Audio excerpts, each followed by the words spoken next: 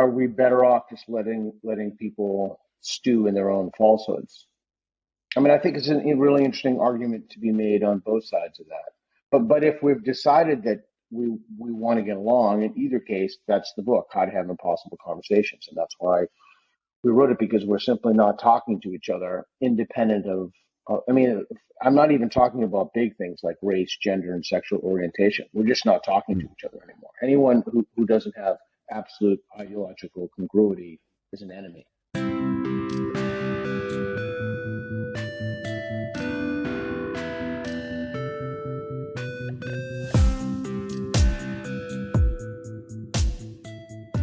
Hi everyone. Before we start, I want to take a minute to talk about my next book. You may have heard about the story of GameStop in January or February and thought it was all over. You're sadly mistaken. Unfolding online has been a clash between the corrupt practices of Wall Street and the hive mind of the internet. It's a hot, raging information war pitting retail investors against financial giants swimming in corruption and fraud. The trailer is at the end of this podcast, but if you want to help crowdfund the book or just find out more, you can sign up to my mailing list to get access to a preview of chapter 1, or go to whenmoon.com to read more about the book. The first 200 people to pre-order the book will get a free pack of To the Moon crayons with their book. I just want to make a quick mention of our sponsors. Namecheap are one of the cheapest places on the internet to get a domain name for your next website. I've used Namecheap for all the sites I've ever purchased and have found it really easy to use. Spreaker are a rapidly growing platform for podcast recording, publishing, and monetization, with pricing plans as low as $7 per month. A cheap way to host your podcast and start earning from your back catalogue of shows. Finally, ExpressVPN is the internet's most trusted VPN. Protect your privacy and watch and view content that is location locked. You could even try watching Netflix from a different country. And right now, they're offering 35% off 12 months of ExpressVPN. Please use the links in the description below if you want to support the show. Anyway, here's the podcast. So, hello and welcome to another episode of Chatter. Today, I'm here with Peter Boghossian, the co-author of How to Have Impossible Conversations. You'll find him on Twitter at Peter Boghossian, and I'll put the link in the description below for people. Peter, welcome to the show. Thanks for having me on, Josh. Appreciate it. Yeah, no problem. It's a pleasure. I interviewed James Lindsay, your co-author, the other day, which was just a fascinating conversation. So it's amazing to be able to get to talk to both of you. It's quite exciting. Cool. What did you talk about? We talked quite a lot about we talked a lot about religion, a lot more than I normally would. And about the foundations of our society's like moral code coming from sort of Judeo-Christian values, and whether the erosion of those has caused the kind of erosion of a lot of the structures of society. But even though that it's not necessarily maybe that we need them to be based in like Judeo-Christian values anymore, because it's become so ingrained in the culture. We can actually pick up from there. I mean, that's the interesting question. With the decline of religion, a new religion has clearly taken its place, and many of the new adherents of this religion don't even recognize their religion. They're religious. I mean, they will if you confront them and you say, okay, well, the traditional religion has this and this adherent doctrine and this key people, et cetera. And at some point they'll admit that there are similarities, but sorry, the dogs are drinking down there. In Plato's Republic, he has this idea of the myth of the metals, and the myth of the metals is that different people and different stratas of the society have different metals in their veins. For example, the ruling elite has gold, or workers have whatever it is, copper or what have you. And should we just tell people something that's not true? Should we give people the most benign version of things? Because people simply cannot handle not having some kind of doctrine to follow. So are we better off, basically, I wouldn't say lying to people because that's perhaps too strong, but are we better off having people in mass believe more benign delusions? I think there's a case to be made for that. Whereas a few years ago, I would have said unequivocally no. Really? So you've changed your mind on this? You think that there's room for like I don't want to use the phrase like manufactured ignorance, but that's kind of what it seems like you're suggesting is okay. And like perhaps there's a good you've got a good reason that I can't think of here. Not manufactured ignorance. I mean, truth should always be the North Star. But if somebody believes something that's a benign delusion, aren't we all better off if they just carry on than recognize that their delusion is benign? They have no reason for example, not kicking their dog, or worse. Are we better off just letting people stew in their own falsehoods? I mean, I think it's a really interesting argument to be made on both sides of that. But if we've decided that we want to get along, in either case, that's the book, How to Have Impossible Conversations, and that's why we wrote it, because we're simply not talking to each other independent of. I mean, I'm not even talking about big things like race, gender, and sexual orientation. We're just not talking to each other anymore. Anyone who doesn't have absolute ideological congruity is an enemy. It's an existential threat. Yeah. Yeah, but then sometimes I feel like I went through an odd experience this weekend. So I was at like one of the first music festivals that's been back in the UK, and we sort of everyone. It became very clear to me, like, so because I've not been a fan of the lockdowns, and just some of the stuff associated with what's come with the pandemic. But that's just like my feeling. Like I'm not trying to impose that on someone else, but it's led to some heated conversations over the past year and a half, and over the weekend, it was almost as if we all just like silently agreed to not talk about all of these things that we had been that had everyone at each other's throats for the last year and a half for whatever reason, and it was this really magic thing where no one really mentioned it, and we were all just able to talk about other stuff without needing to go into those really, really, really heavy things. And I guess that kind of plays into what you're saying here, is that, you know, are we better off just sometimes leaving it be and letting people sort of have their thoughts and beliefs? But then, I don't know, in a way, does that stop us having the impossible conversations if we just sort of just agree to politely not talk about it? Well, okay, so we've got a lot of things going on. So, the last few years, I haven't changed my mind, but I've been rethinking the merits of. I was just listening to something the other day. Oh, it was I gave a talk in Austin for Ayaan Hirsi Ali's AHA Foundation, and they took us to the movie Islam and the Future of Tolerance with Majid Nawaz and Sam Harris. And one of the things that he says in that movie is he kind of takes aim at the idea of agreeing to disagree. Like, we just can't agree to disagree on some pretty fundamental issues. I mean, he's clearly correct in that. I don't know how deep you want to go in this, but I think a lot of this conversation boils down to whether or not you think that there are moral facts. If you think that there's a moral fact of the matter in the world, and right now you have a large contingent of people who do not believe in moral facts, they believe in power, and they believe in the how power manifests itself in institutions and through societies, and that power seeks to preserve itself. I mean, there's a whole lexicon and set of words like privilege preserving, epistemic pushback, et cetera, that goes with that. And so it is many people, your fellow countrymen and my friend, his new book is phenomenal, Andrew Doyle's Free Speech, wonderful book. Many people have made the argument, it has a long pedigree, that if you don't, free speech is kind of like a core value. It's a fundamental value. It's a root value. And if you don't have that, it's really not possible to move forward collectively as a society unless you have some kind of a discharge of power. And so I've just been thinking, I've been thinking about a lot of these issues. Sorry if I'm just waxing philosophically here, but I've been thinking about how Twitter is the death of wonder. I've been thinking about how our institutions, particularly our academic institutions, push particular narratives.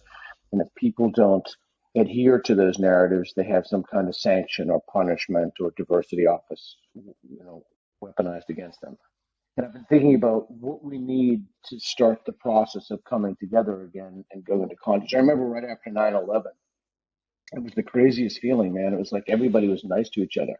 It's like people would let each other into traffic. Just it was the weirdest feeling, and I wondered how long that would last, and it didn't last very long. But how do you recapture that? And I think that the one way forward is that we have to stop looking at each other through the lens of race and gender and sexual orientation, and we have to start looking at each other from the lens of common humanity. And that's what that's what FAIR does, a Foundation Against Tolerance of Racism, on their advisory board. We have to start thinking about each other as people who share common problems, people who are just trying to get through the day. I mean, what did it take us? 20 minutes to get this podcast up and running because my dogs are lunatics. Like everybody has their own shit to deal with, Yeah. And sorry, were you gonna finish the thought there? I mean, this kind, like what you're saying is, I think, quite accurate, and something you were talking about in the beginning there was this view of everything as through the lens of power, and then you've also mentioned like the view of everything through like everyone has to announce their like gender, race, identity, pronouns to have, I don't know, it's like acknowledgement of the things you can't change, which always seemed weird to me, because I thought those were the things that we weren't meant to care about. That's I don't know. It's just some of the stuff that goes on. It really, because I'm having this happen a lot with a lot of things, is that the stuff we were taught in school, and I'm not that like the beard helps, but and the slightly receding hairline, but like I'm not. It's not even 10 years since I got out of like what you would have like high school or whatever, up to 18, and all of the stuff that I got told was like, these are the things that we're meant to like value. These are the things that like are meant to be the foundations of society, like human and civil rights, civil liberties, like the way we interact with each other, like the moral code, like respect for institutions, like I don't know, debate, like freedom of speech mainly is the one that I'm concerned about more than anything. Like the things I learned in history classes, like, look, this is how you get tyranny and dystopia. Like, don't let governments get way too much power and all these things. It's like, fair enough. Like, I might not be right about them, but it feels like I'm the only one going, or at least one of the few people that I can see in my circle of people that I interact with daily going, why have all the things we got taught just suddenly evaporated? Like, there's been this really weird, like, turnaround in I don't know, how our entire culture views all of the foundations of the society. Does this make sense? Yeah, it makes total sense. And my speculation, this is the first time I've ever spoken, and I obviously don't know any of your friends, but my speculation is a lot more people have questions than are willing to publicly admit those questions, to voice their, what is going on? This is insane. But the problem is that there's an atmosphere of fear right now where people are afraid to discuss this, particularly if they're white people, because they're afraid of being accused of things. And so we have a situation in which we have a very small, I would guess at 8% of the population, and I didn't just pluck that number out of the air, a very small, hyper vocal minority of people who are attempting to create a culture of fear to prevent people from having conversations, and it's just nastiness and ugliness. But I think so many people are voicing the concerns that you have. So many people have them, but they're just not voicing them. I mean, this is something I wanted to get into with you, actually, is that, like, literally anything. A lot of the stuff that comes off and as being like controversial as such, especially on Twitter. And we'll get into your comment about it being the death of wonder, because I really, really want to know more about what you mean there. But are all these opinions that seem controversial, like considered controversial by most people? Because I find some things so difficult to get a grasp on what people think anymore. Because maybe social media has like skewed my ability to judge like the public opinion, or maybe it's just because like we haven't been interacting with people that much. But a lot of these issues, I can't get a grasp on how many people think it's nuts. Like, what is your sense? Like, what percentage are we talking about here? Okay. Okay. No, that's good. I've actually struggled with that precisely because you have so many people who are so hypervocal and who have sock puppet accounts, multiple accounts, and so the whole social media landscape has been altered by the views of some people. Okay, so it's like the famous concentric circle things. And in the middle, like I'm thinking of the people at the university where I work. You have the true believers. Now, in the university setting, there is a particularly large number of true believers, and that's because that they have intentionally and by design culled out any divergent voices. And the more divergent voices you call, in fact, I just tweeted out something about the number of donations to the Republican versus Democratic Party. There's just simply no viewpoint diversity in the academy anymore. That may be a little different in some of the STEM fields, but certainly in the humanities, it's utterly dead. And if anything in the word studies, it's absolutely dead. So these people are true believers, and they form the core of the core. And then out from them are another group of people who aren't vocal about it, but certainly believe it. They buy into some of the core doctrines about microaggressions and belonging and safe spaces and diversity, equity, inclusion, equity in particular. And then out from that, you have people who are caught in that orbit. So basically, you can construct the rest for yourself. But depending on what field you go into, my guess would be in the police right now, that core number of true believers in the equity, diversity, inclusion, critical race theory is small. Just parenthetically, so we released, you talked to Jim, my co-author, we released along with another professor, Bruce Gilley, a cheat sheet for social justice, how to respond to these things. So if you see this is what they mean. So that might be helpful. And the question is, what percentage of people believe this? So this is probably more information than you want, but it's a more nuanced answer and it's a more honest answer. And I feel I'd be remiss if I didn't give it. So the problem with your question is that some people will think that they believe it, but not know what it is that they actually believe. So, for example, they'll think that they believe in equity because they think equity means equality. But equity is the opposite of quality. And they won't understand that, so they'll say, yes, I believe in equity, and then they'll consider themselves believers. Now, those aren't true believers. That's like the third circle out, right? The third concentric ring out. So that's a complicated response, and I'm sorry if it wasn't clear, but there's a lot of variables at play, right? There's degrees of belief. There's what people think they believe. There's the mechanism of belief filtered through social institutions and media. It's a complicated question. I guess they wouldn't like you to describe it as a hierarchy of belief. But since the postmodernists are not fans of hierarchies. But what is it that like causes this instinct, do you think, to I don't know, lay this, like to try and lay like the kind of, I hate calling it like the woke ideology, partially because it's what it is though. Yeah, but it's one of those phrases that I both think is true, but it also like pains me to use it because it's been like kind of like villainized a little bit, or like it's almost like you're being like a parody of some crazy person ranting on the internet. We can try to be politic and call it social justice ideology or critical social justice or anything you want to call it. I mean, we're talking about the yeah, same thing. It's just a different reference. yeah.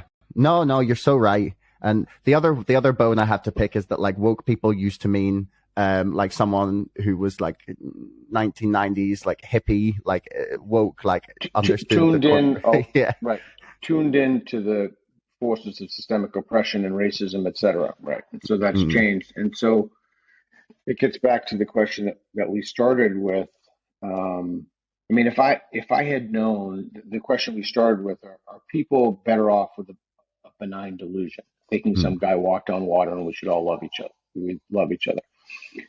Is it better off if we as a society just value that and don't teach people to critically question that?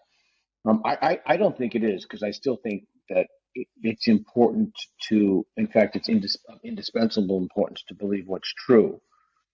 But I think that there is something, I think that there's an argument to be made for the society being better off in terms of its functioning capacity, because I do think, just for a utilitarian argument, I do think that there is something, the older I get, the more important it is that the society, um, that we try to enable the minimum amount of suffering, or create conditions that enable the minimum amount of suffering in the society. mm, And there are only so many ways we can do that. mm, And mm, every time you take something, other than, if truth is not your North Star, then your beliefs will be arbitrary. mm, That's the problem. But we also know, or one of the lessons I've come to learn, is that people simply, their brain is an engine of belief, and they just have to latch on to some. Jonathan Haidt writes about this, Steven Pinker, Michael Shermer. We have to have some grasping on to the moral mind. The moral mind overrides the rational mind. And that's why mm, we're in the situation we're in. Because if there wasn't any truth to most of this stuff in critical social justice, literally no one would believe it. But there is racism. There has been mm, oppression. There still is oppression. mm, There is misogyny. There is homophobia. There is bigotry, right? So it's not as if you're talking about something completely divorced from reality. There are historical and current markers and ways to look at those problems, and that's one of the reasons that the ideology has gained such traction. One of the reasons. There are others. That's a big one. I mean, if it were all mm. bullshit, right? I mean, if it were total delusion, it probably wouldn't have gained anywhere near the cultural relevance traction. Yeah, no, you're totally right. It's like people wonder why people get drawn into like conspiracy theories is because like there's like a portion of it that's right. You know, there's all the not the not like crazy like conclusions that people end up drawing, but then when you come back to it, then there's some things that like really are just horrendously corrupt or based on people like trying to break the law and do Right. horrible things. So that would be an inroad to a conversation if the woke would have that conversation with you. And we haven't discussed this yet, but it's inimical. It's they don't really have a value system that prioritizes free speech, debate, conversation. But if they did, one of the questions that I would have is, okay, so what's your end goal? Now, you would see that those end goals are rather similar to each other in some senses. You know, their end goal would be to uproot the entire system, depending on who you talk to. Hmm. My end goal, but it gets back to whether or not you believe in moral facts. So most folks who harbor these beliefs are in the orbit of the ideology. They happen to have different starting premises about how bad racism, sexism, homophobia, bigotry, transphobia, etc. are. And then from those, they work back and think that there are systems of power that keep these oppressive forces in place. So we need to rip down and destroy the system. But even in order to know that, unless you've done an insane amount of reading in the literature like I have, it's always best to talk to somebody who believes this stuff and say, well, what's your end goal? Why do you believe this? And once you figure out what the end goal is, then you can go back to figure out if there are ways that you can achieve that, mutual ways. But again, that assumes a convergence of reality in that they want to have that conversation and they want compromise. I find that that's simply not the case. There, in fact, in the literature, it specifically says there's no compromise. There's just disruption of the systems of power and that have corrupted. It's kind of like the fallen man, the fallen. Yeah. No, I get what you mean. Yeah, the leaving the Garden of Eden. We're always going to be sinners. Yep. That's a really funny actually comparison, given that. Yeah. Well, Jim and I wrote an article. Jim and I wrote an article a few years ago. I think this was the first article ever published on. I'm pretty sure it was the first article we wrote it for this thing called All Think, ever published, saying that this is a religion, and that was privilege is the original sin, in which we made the parallel between privilege and original sin, and it's really remarkable. Yeah, it's really remarkably similar. I think that website went out of business. That's disappointing. Yeah, but the article, you can find the article out there. But that yeah, was I'm like sure the proto explanation for a lot of this stuff. But I think that, it's your show. We could take it any one of a number of directions. Well, you go ahead. Like the thing that's just sort of that I'm always interested to get down into when it gets to people who are like, in any kind of ideological like rut that then decide that you can't talk about certain topics. And I saw you tweeting about Robin DiAngelo, actually, when he was saying that comedy is an excuse to be racist. And it's just like, it was a very like good example to me of this idea that, I don't know, conversation or discussion or comedy and all these things need to be like sanitized. Right. And this is very very much in the vein of your book, like how to have impossible conversations, is because there's like, at least from a corner of society, an attempt to stop you even discussing the flaws in their ideology. And the part that I'm interested in is like, what do you think it is that makes people think, we can't say this? Like, is it like a puritanical instinct? Is it like trying to shut off? Does the brain just like not want to confront that? Is it like shutting off like corridors that it doesn't like? It's really interesting. There's been some interesting stuff on rape law, and I think Alan Dershowitz wrote a piece on this, if memory serves me correctly, a while ago. It's very difficult to find professors who will teach rape law now. And the reason is so many students either won't take it or they're traumatized, so they don't want to I hope this answers your question. They don't want to be re-traumatized or what have you. The consequence of that is that it's very difficult for people who have been subject to that to find adequate representation now. So we've created a culture that prevents us from solving a problem because we won't talk about it and confront it. But here's the thing that I think we have to think about. Why is it? It's either totally fanciful delusion, or it's based in somewhat reality, or it's completely real. Why is it that so many people right now are coming out and saying that they've been racially traumatized and they can't even hear these thoughts? Now, Greg Lukianoff and Jonathan Haidt have a book on that, The Calling of the American Mind, and that offers what I think is an cogent explanation for it, and that we've created these cultures in which people have become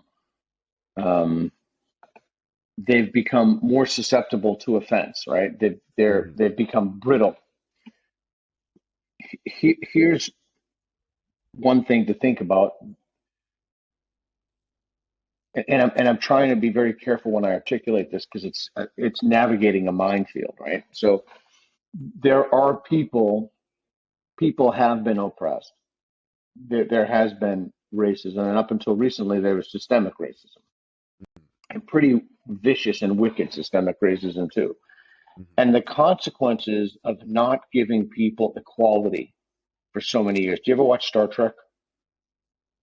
Yeah, occasionally. There's a great episode, Mirror Mirror, in the the original Star Trek, in which he gives an incredible speech at the end about how if you don't work for justice, the tables become overturned, right? Mm-hmm. Sooner or later, it's not sustainable because people will cry out to be free. So we've denied people opportunities for so long. Now the moral tables are attempting to be turned, and as Ibrahim Kendi has said, the only remedy to past discrimination is current and future discrimination. It's not an exact quote, but it's something like that. But that we have to discriminate against people and not only discriminate against people in perpetuity, right? Because the work is never done. And there's all white people, and it's not people can conflate this between whiteness and white people. But I hope it answers your question in that I think people are susceptible, people are enraged about this for a number of reasons. The best reason I think Haidt and Lukianoff give in The Coddling of the American Mind. But remember, again, there is something real behind all of this, but we're just making it worse, right? We're making people more fragile in a sense. What credence do you give to the idea that the entire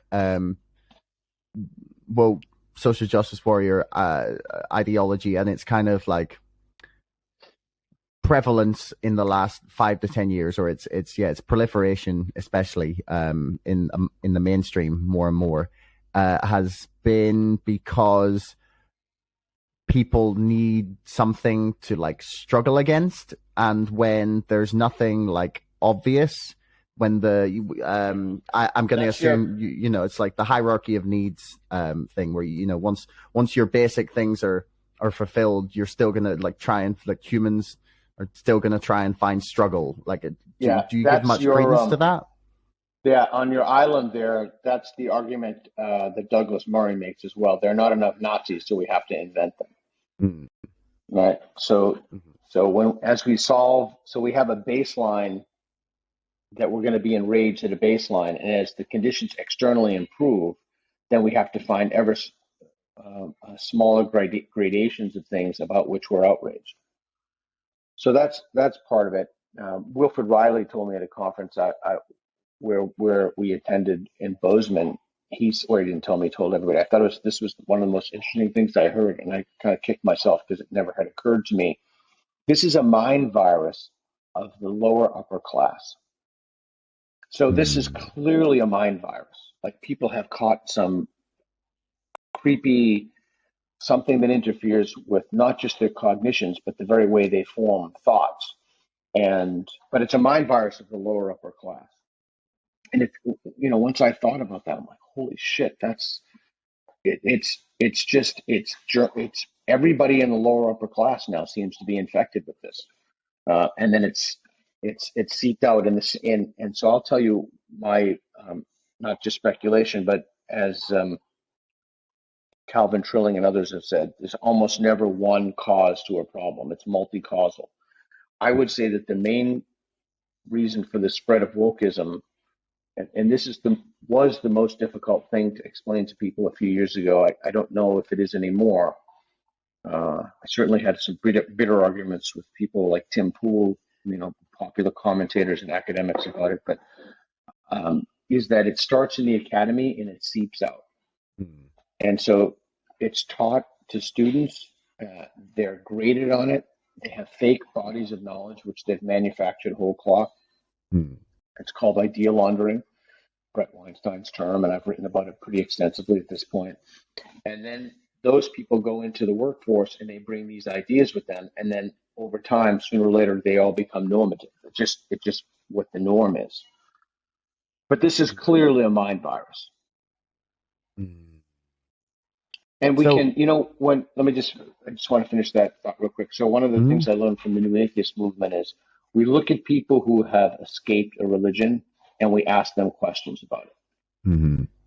Dan Barker, who heads the Freedom from Religion Foundation, was telling me that, when he was a Christian, he thought he got this warm, fuzzy feeling in him, and he thought everything was great, and that, Jesus was holding his hand and stuff.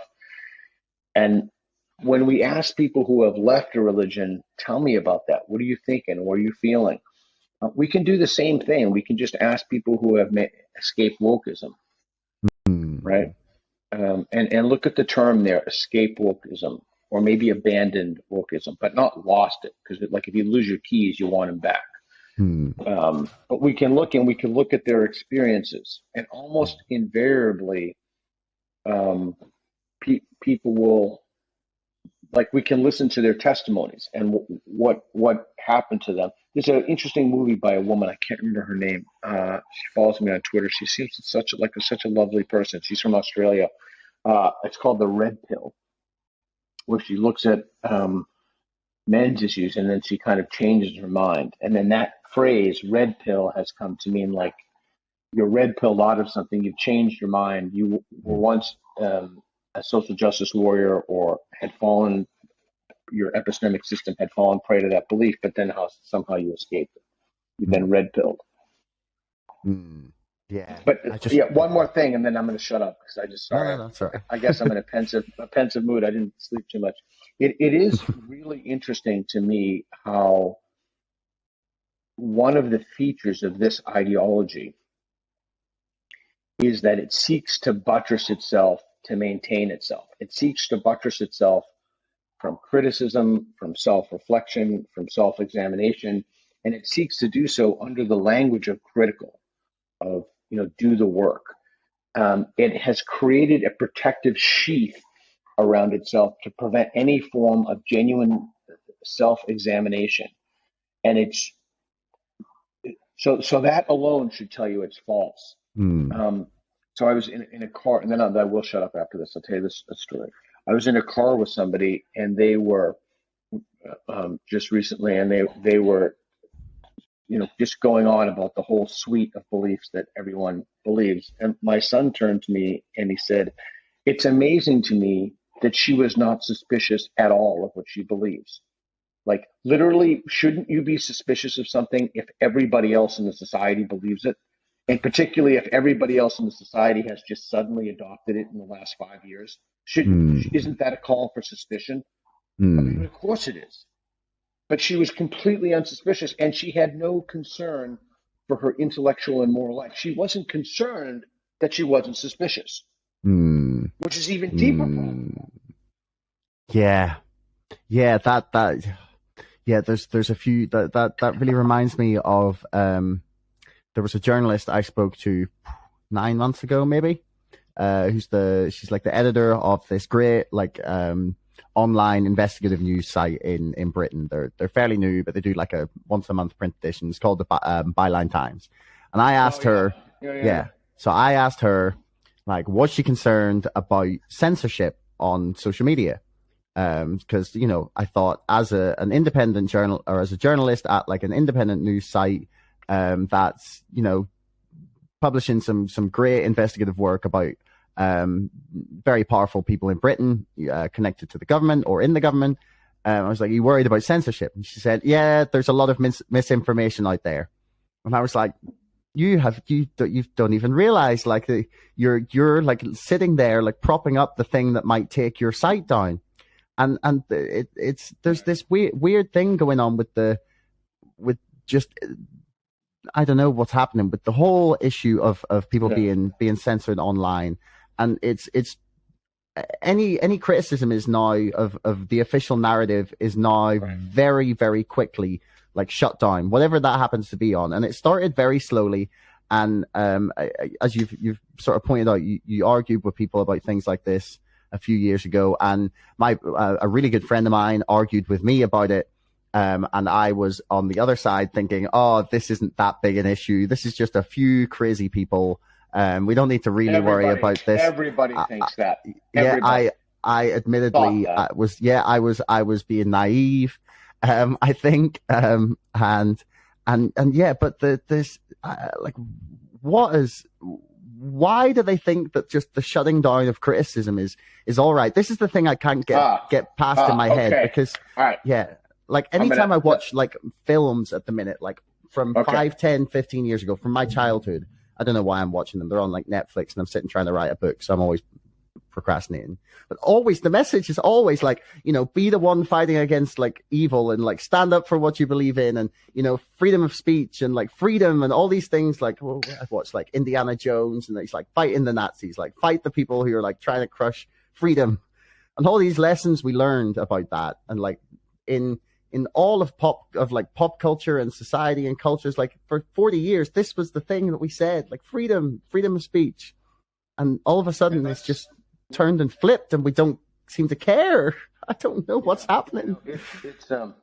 It's a tragedy, and those are the values, the freedoms, the liberties that people died for and that are worth fighting for. And we've lost sight of what that means. We've lost sight of what it means to have freedom of assembly, freedom of the press. I want to go back to and it's really, Western civilization is under siege right now. The barbarians are not only at the gate, they're ripping down the institutions, they're ripping down statues, particularly in Portland. If you live in Portland, you could see that. And people have exploited the political process and gotten some pretty radical people, particularly here in Portland. Again, you don't really need to look that far forward. But I want to get back to what you had said before, because I'd like to offer you an explanation, if I may, for how we got into the situation about hearing other ideas and criticism. So the university where I teach, Portland State University, has put forward a faculty resolution that basically, and a woman, I'm not going to mention her name, but you can view the piece in the Chronicle of Higher Ed. You should actually link to her piece and to my response to it. My response to the Chronicle of Higher Ed is: criticism of ideas is not harassment. Criticism of ideas is not harassment. So these folks are now claiming, and pretty much all of them actually, not even all of them are claiming, the administration, the union, the faculty, that criticism, in particular of critical race theory, is harassment. It's a kind of well, I'll let folks read the piece. Hopefully, it's not behind a paywall. But that's what you have to claim, that it's harassment, because if you didn't, you'd have to defend the ideas, and that's what we do in academia. We throw out ideas, we engage ideas, we debate ideas, but not critical race theory. We don't do that to critical race theory because that's injuring to people. That's traumatic to people. That's harmful to people. But nobody says that about anything else. Nobody says that about building a bridge. Nobody says that about, I don't know, in philosophy, I think the example, philosophers don't say it about free will, but they only say that about topics relating to critical race theory in particular. And more broadly, race, gender, etc., sexual orientation. But that's what you do when you can't defend your ideas. You just say, oh, someone's harassing me. It's an abuse of academic freedom. Someone's harassing me. Well, if you had enough evidence, you wouldn't need to worry about anybody. You just present your evidence. But so again, that's the sheath that I said. The whole ideology, it has a sheath around it. It prevents it from being criticized, and that's by design. That's by design. It's not an accident. Yeah, you don't get crying physicists when you critique their string theory, like. No, but you do get crying physicists when they wore a shirt that people don't like. The guy who landed I can't remember his name, who landed a what are those little fucking things on an asteroid or something. You get those guys who you remember that physicist? He landed. Can't remember what he landed something on a. Probably should have asked you if I should have sworn first, but. Don't worry about that. Yeah. And then everybody went crazy on him. But again, I think that we're creating a culture that's inhibiting or preventing our own flourishing by an unwillingness to have a conversation. The only person I've had is actually on your island over there, Lori Penny. She had a conversation with me on Wiki letters. We had a very brief letter exchange. But again, I think that the key thing to remember is a feature of the ideology is that if you have a conversation with somebody who holds a belief different from your own, then you're platforming them. You're giving them a voice to oppress marginalized peoples.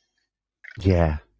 I mean, sometimes I think that there might be like a small like current realization that like sometimes people need to be allowed to sort of express their stupidity if you think their ideas are stupid. Like in Britain, we just had this, like, or last week anyway, there was a big controversy because there was a march in London against the vaccine passports idea. Yeah. And to my great regret, they managed to roll out the craziest people they could find to speak at the rally.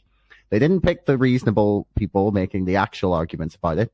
They picked a bunch of nutcases, which was really irritating because it meant everyone who was like either there or thinks that, maybe they should be, maybe it's a great thing that they're out like protesting that, is a nutcase as well, which really frustrated me. But there was a radio host called James O'Brien, who is just insufferable, I think. I used to think he was pretty reasonable, and now I've realized he just is a grandstanding expletive. I'll not go too bad on him, but essentially he was like, it's so great that these people were able to stand up and show how stupid they are. And I was like, you're there. You're so almost there. Like, you need people to be like, they will continue to believe whatever they believe in private. It doesn't go away when you tell them not to talk about it. In fact, sometimes it gets worse. Like, people think crazier and crazier things if they're not allowed to be challenged. And I guess that's where we're going with the sort of... No, we're already there. Wokeism, yeah. Like, because it's unable to be challenged, it gets crazier and crazier. And people are concerned about what happens when, like, a party who fully embraces this ideology gets into power.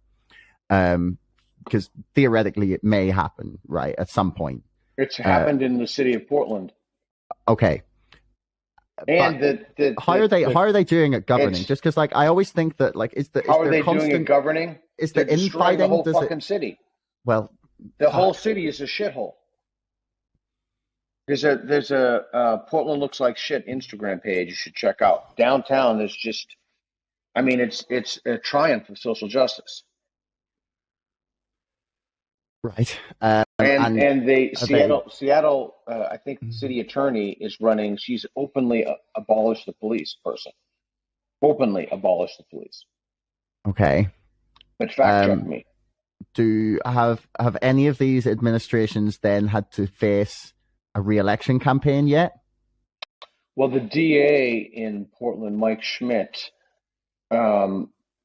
I can't speak to what he's done recently, but initially he didn't prosecute any of the rioters.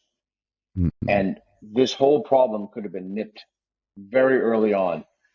Look, you don't need to make a new law. We already have the existing infrastructure. If you riot and you destroy buildings and you assault police officers, assault anybody for that matter, you'll be arrested. It doesn't matter why. In fact, I had a run-in campaign for mayor, but it was too late at that point. My sole platform was, if you riot, you will be arrested, independent of your political affiliations. Oh, that's amazing.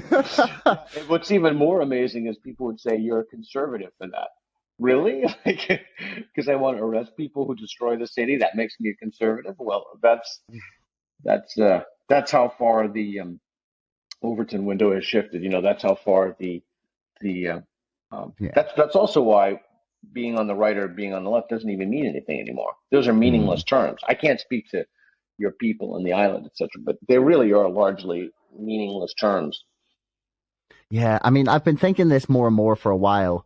Like, do you think we're in this sort of switch where left and right just isn't mattering anymore, and the only thing that is it's like, I don't know. I don't even know how to sort of classify the axis yet. It's like authoritarianism versus like pro-freedom or something along those sort of lines. Like, is that where we're now sort of lining up?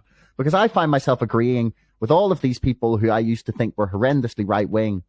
And I haven't changed my opinions. It's just like the things that I used to agree with them on were very small and we all just agreed on them. And now, like, the really central things to like society, like civil rights, freedom of speech, those sorts of things are now like under debate. And I'm like, hang on, well, no, I'm going to agree with the right wingers here because I thought we all agreed this. Right. That's exactly what Dave Rubin keeps saying. He didn't change his values at all. The culture shifted. And so, can you hold on one second? Hey, can I help you? I'm going to hold on one second. Yeah, no problem.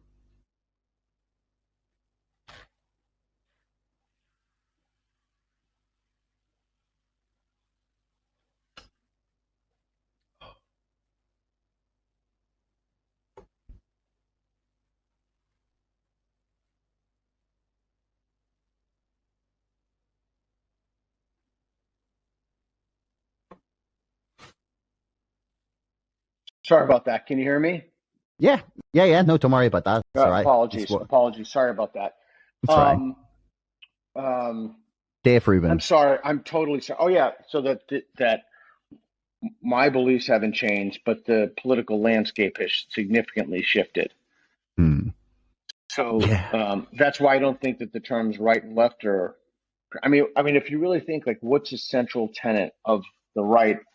I don't know, maybe against abortion, but not even that. I mean, I don't even know. I guess it's like a family resemblance thing, or a series of overlapping Venn diagrams of what people believe. But I don't find them useful categories. The category I said is something piggybacking off of what you said, which is I think it comes down to the fault line in the new culture war is, well, one of the fault lines is cognitive liberty.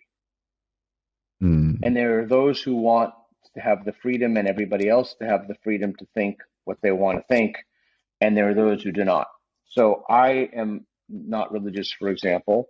I think it's absolutely despicable and morally abhorrent and should be punished to the full extent of the law of the people burning churches. I think that everybody has the right to worship or not worship, in my case, as they would like, and there should be no compulsion to do that.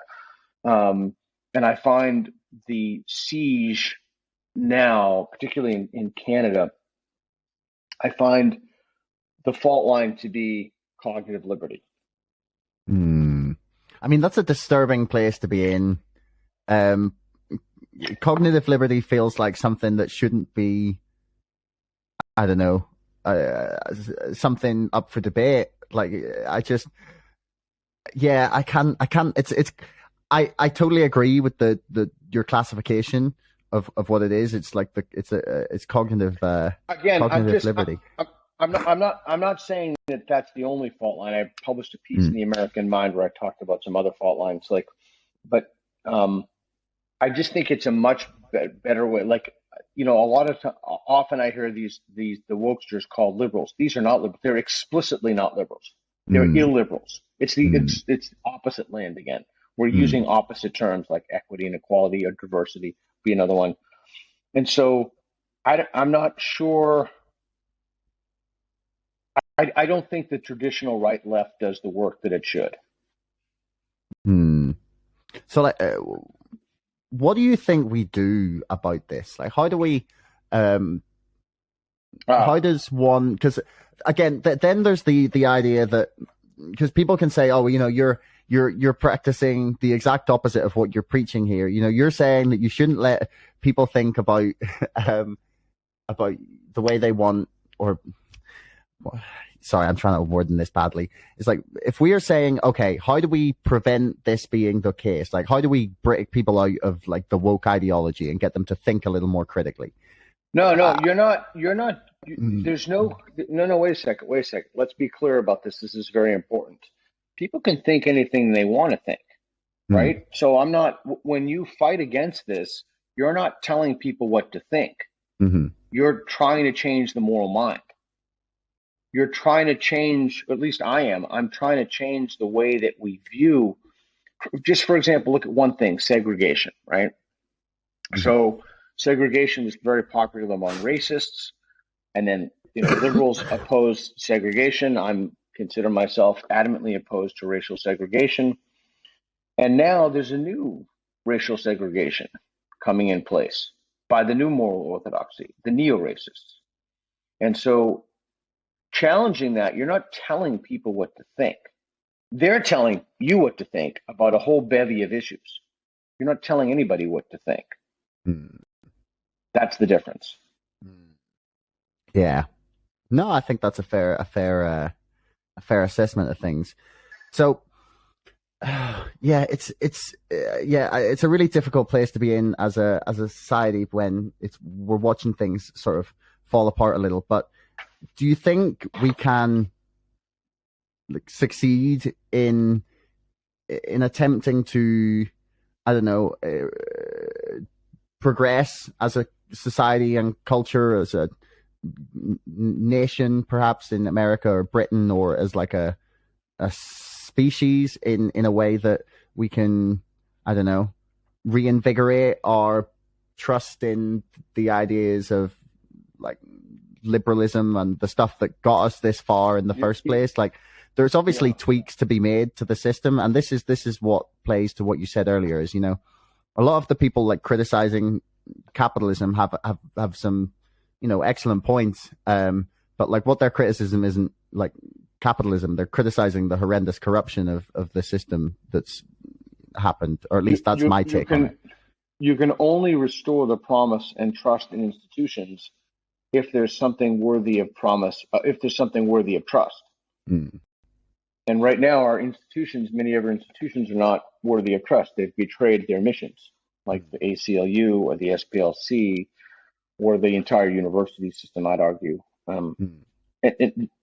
The question then becomes, like you said, what do we do about it? The whole thing is a legitimacy crisis. It's a crisis of legitimacy in the institutions. And that's because the institutions aren't doing. Oh, another guy from your island had a wonderful little thread about this from trigonometry, Constantine. It's a question of how do we restore trust in our institutions, but our institutions have to be worthy of that trust. And right now, they have betrayed their fundamental principles and mission statements. So, because I've been asking a lot of really, really smart people, and there's been very few answers, and because I would love us to not. I'll give you an answer.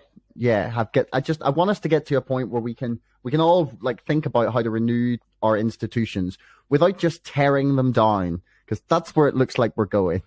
Yeah, you're 100% correct. I'll give you an answer. The first thing you have to do is the most unsexy thing ever, and you're going to roll your eyes when I give you the answer, but you got to show up. You just have to show up. You have to show up to meetings. You have to show up to town halls. You have to show up to public venues. Because if you don't show up, all the wokesters are going to show up. In fact, they already do show up. And there's just a small number of them, 5, 10, 15 people. That's the first thing. Let me see if I can do this. My house is getting awfully busy right now. Can we stop this recording and can we resume it in like 5 minutes? Yeah, of course. So one of the things you said earlier that I definitely wanted to circle back to now, to quote or paraphrase Jen Psaki, is that you said that Twitter is the death of wonder. What did you mean by that? I mean, sometimes I'll just wonder something and I'll think, oh, I wonder about this. Socrates talks about that as well, how important wisdom begins in wonder. And I'll think to myself, oh, that'd be a really interesting thought. I'd like to put that out and see what the response is. But if I would do that, I get I don't even know how many people, and this is a function of the platform and anonymous, trolling and people that fake accounts.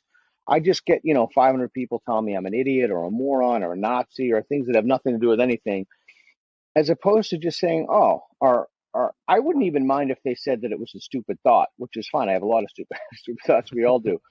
But Twitter in particular has a great potential to, you put a thought out, someone builds on it, but all of that is corrupted by a small minority of people. And God,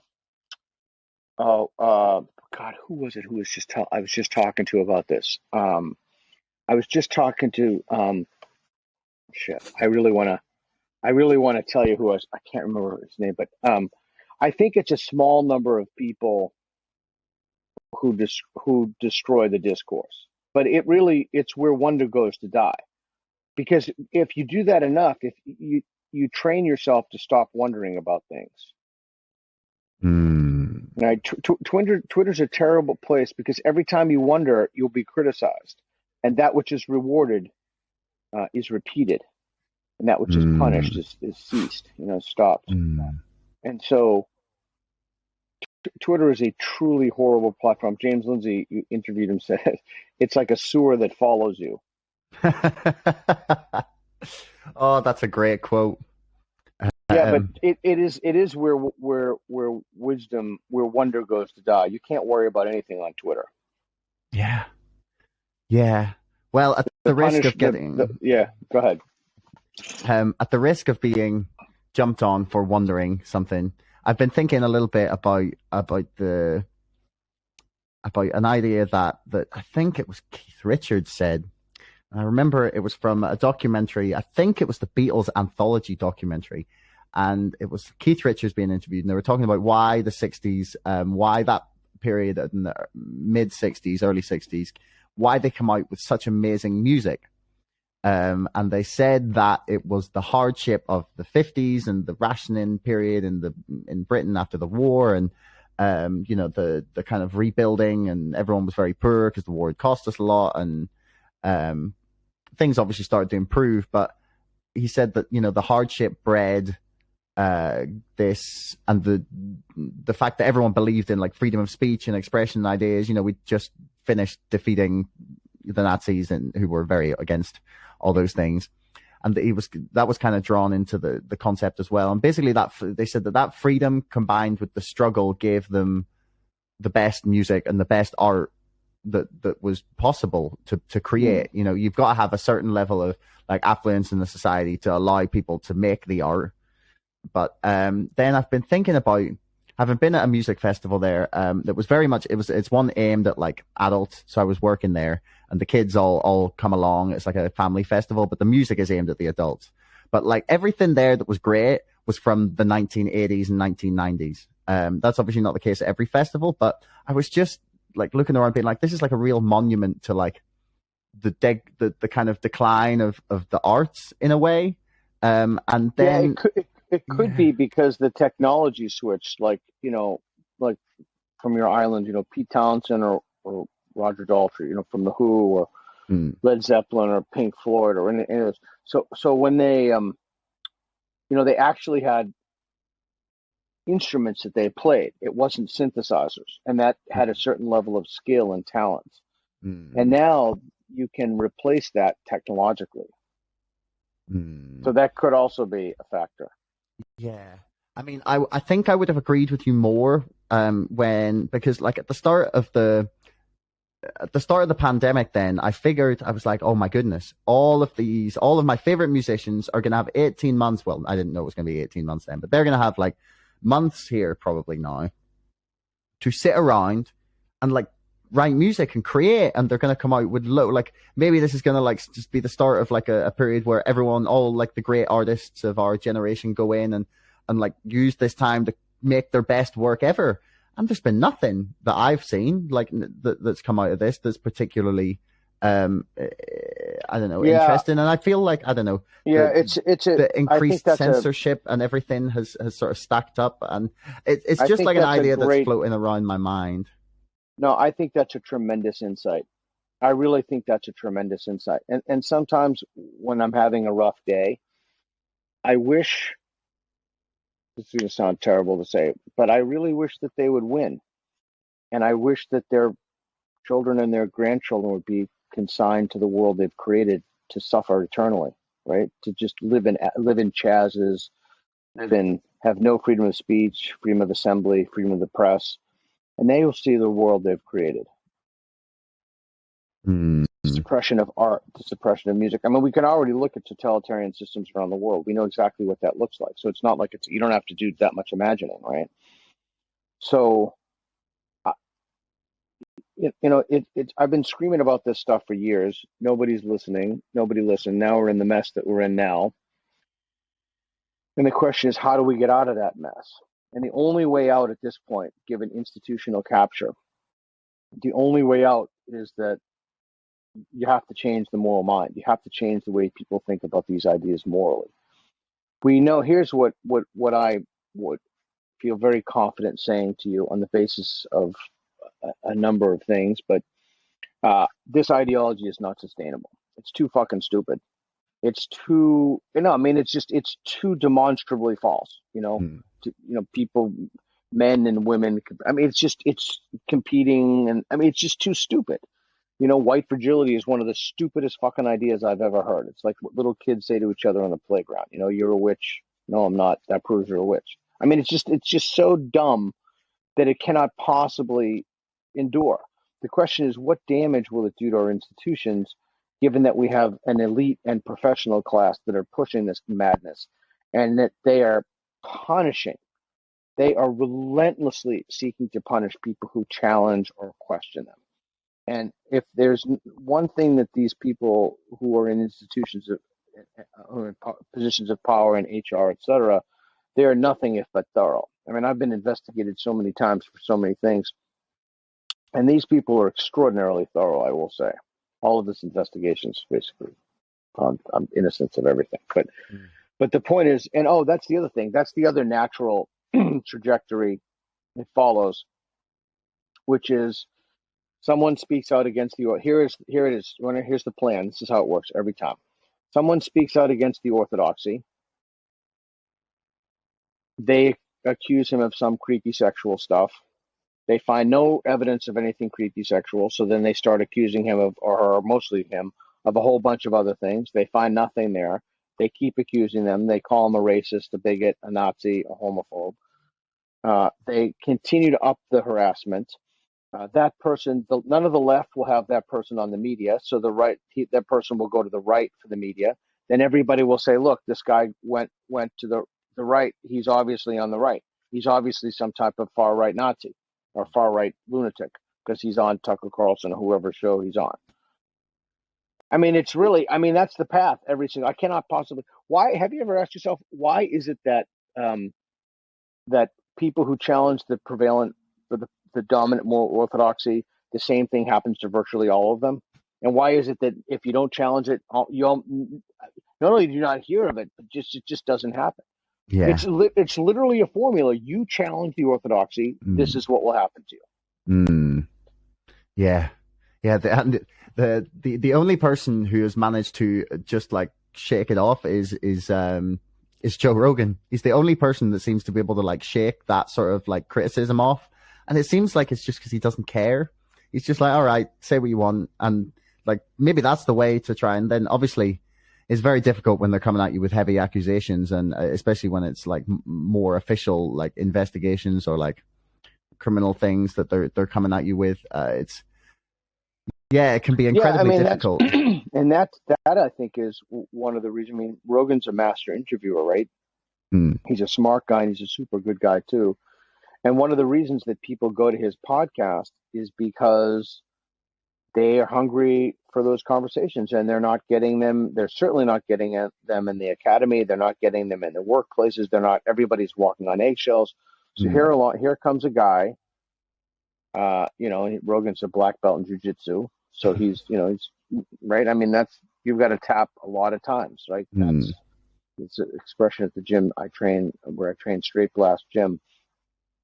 Tough is not how you act, it's how you train, right? So here's one tough son of a bitch.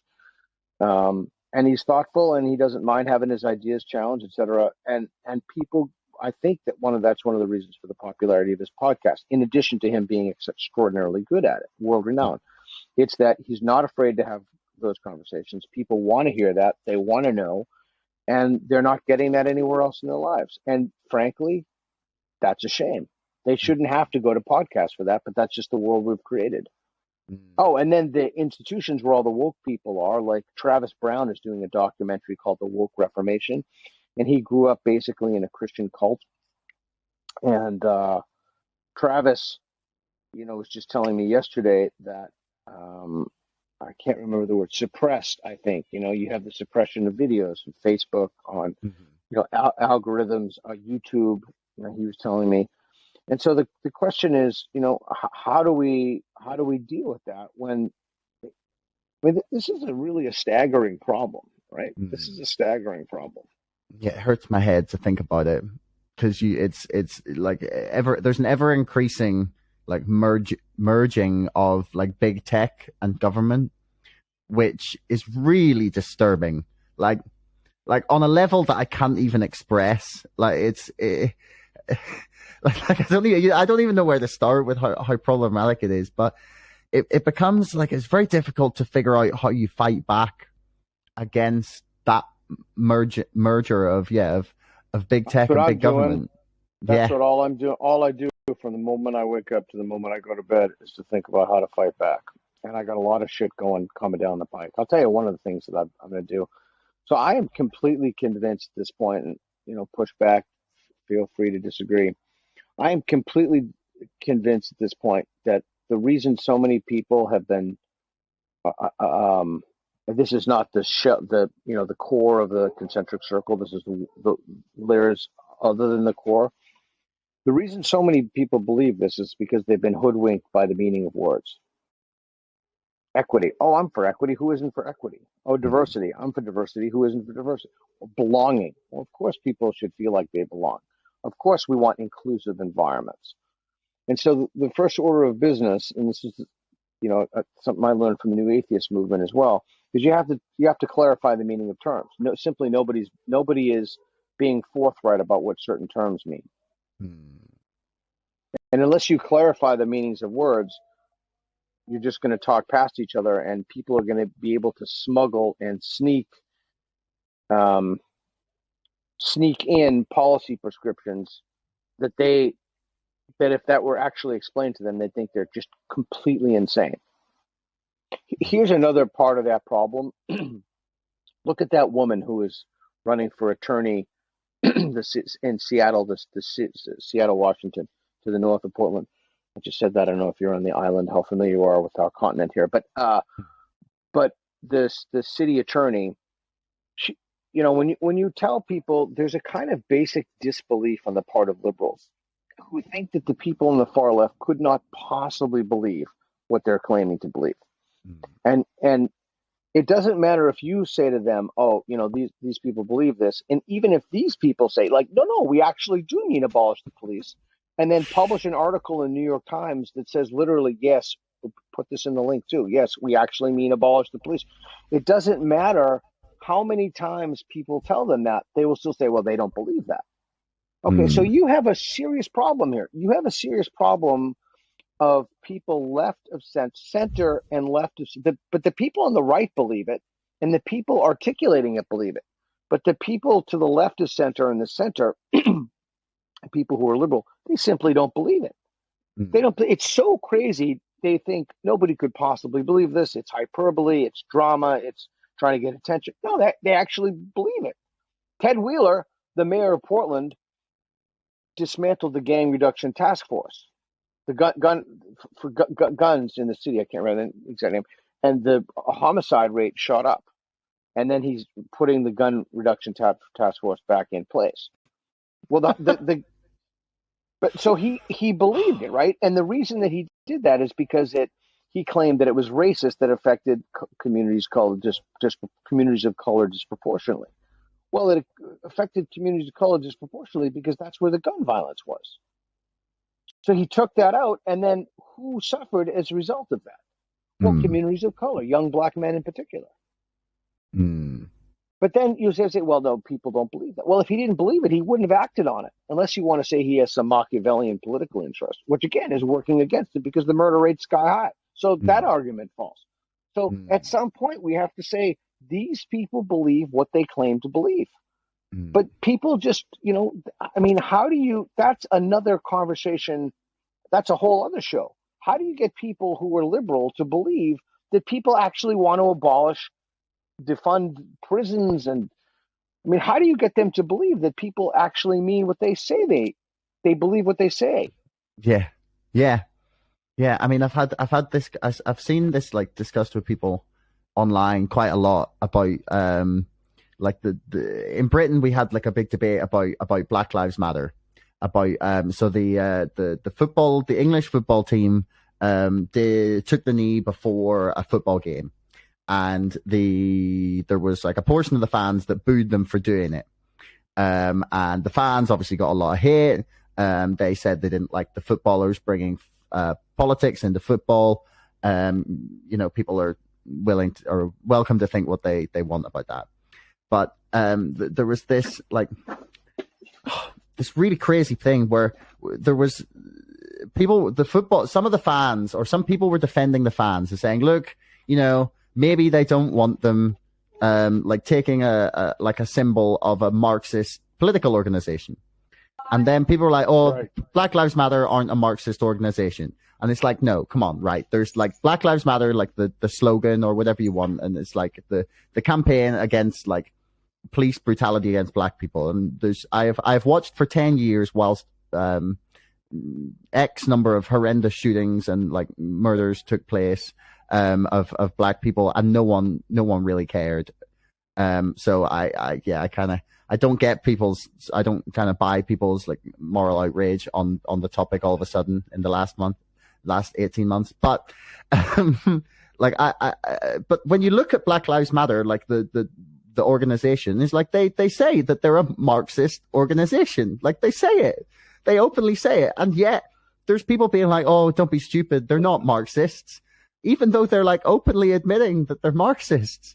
Like so that's another problem. I actually have to go in 3 minutes. I have a 12:30, but so that's the other problem. I mean, you're right. This is a very complicated suite of factors that are actively working in concert to undermine Western civilization. They're destroying our institutions. They're destroying basic freedoms that we've constructed.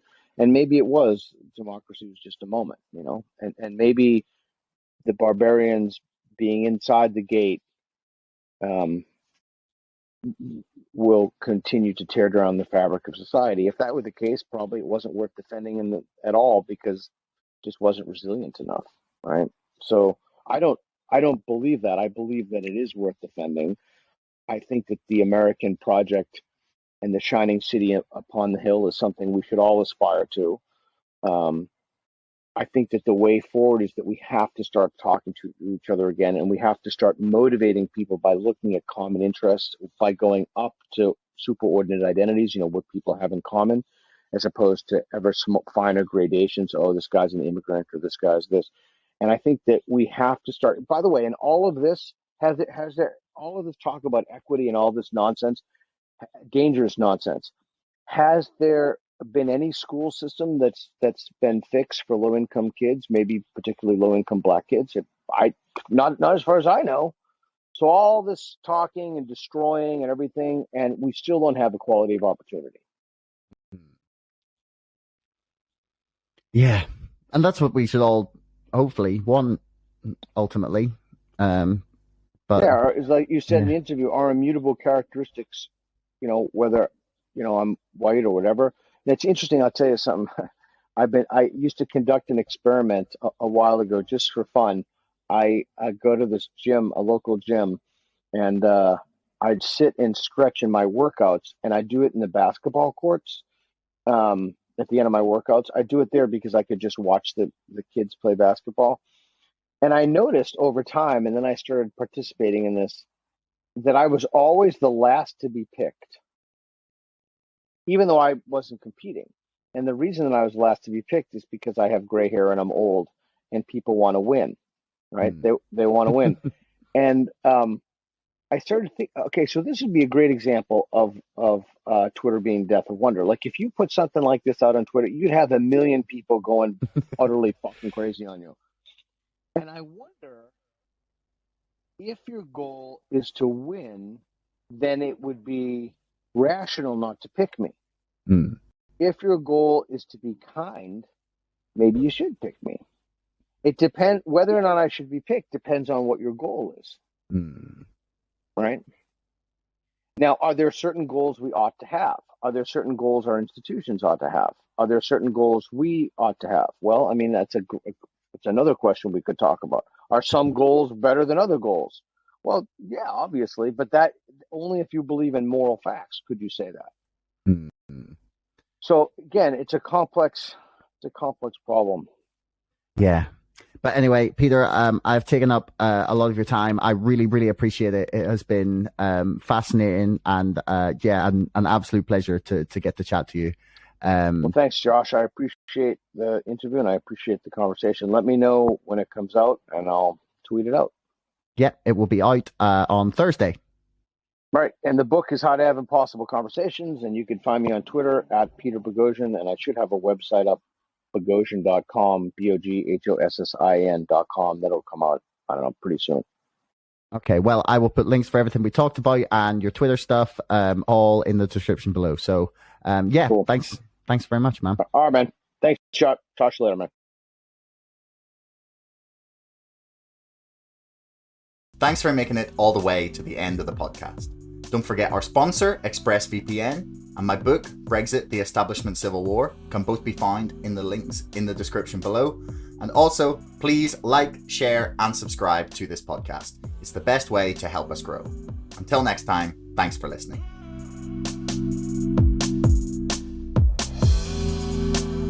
Screw the hedge funds. You can make as many rules as you want, but if there's no teeth behind them, what's the point? Well, like Citadel is potentially just gone in a few months. It feels like financial institutions, that they are all laughing at us by buying GME. Screw the hedge funds. Like, I will lose my entire investment if it brings them down. Why on earth, last May, could you buy the entire company for $200 million? What's been happening on Reddit and in social media and in the marketplace has never been seen before. I argue that nothing is off the table. There is nothing off the table when dealing with the volumes of money in something as big as the United States stock market. The hedge funds have clearly underestimated a group of people raised on Friday night World of Warcraft raids. Dark pools, they're another mechanism to manipulate and cheat. Mainstream journalists don't say these things for a number of reasons. One is their sources are the people that I'm talking about, and so they can't call somebody a crook. Superstonk and the other communities that have emerged are a hive mind, the likes of which we have never seen before. It's madness and brilliance, insanity and genius all rolled into one. It's very possible that Citadel will be gone in a few months. And not just Citadel, but the entire financial system has the potential to come crashing down. These crooks continue to gamble recklessly with the world economy, and this could be the moment that they finally get their justice.